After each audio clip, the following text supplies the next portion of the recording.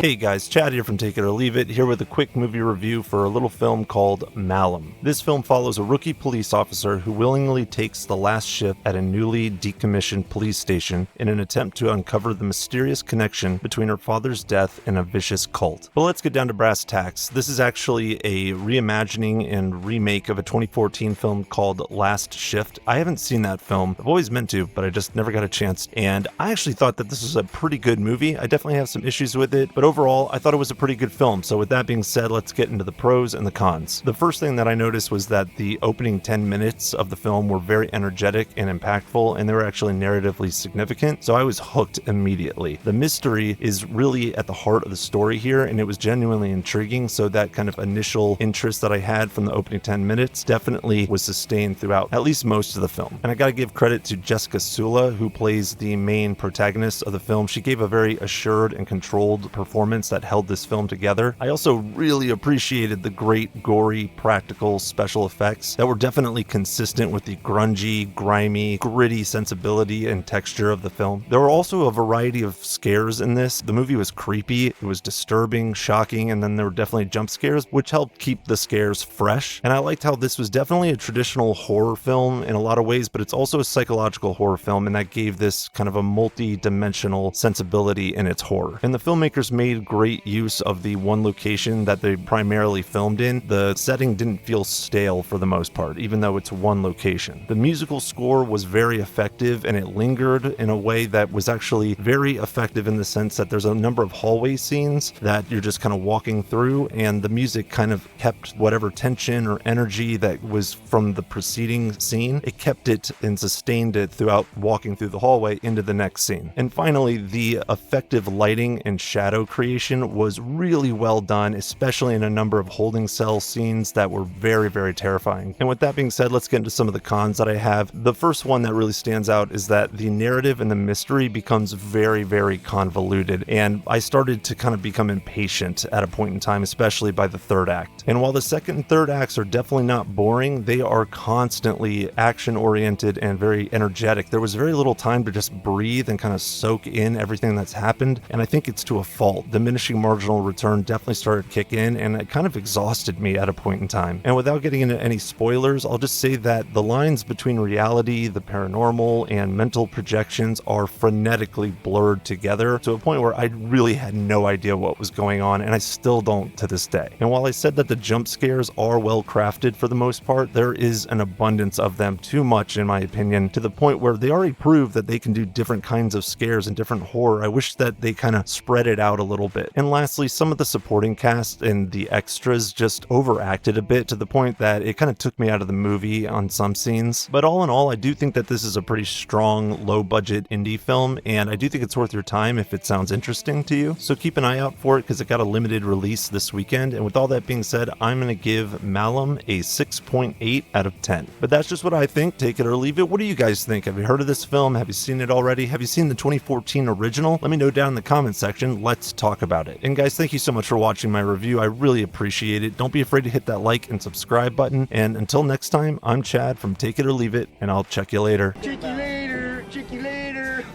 Hey man, get off my case. Oh man. Chicks don't want to hear that shit.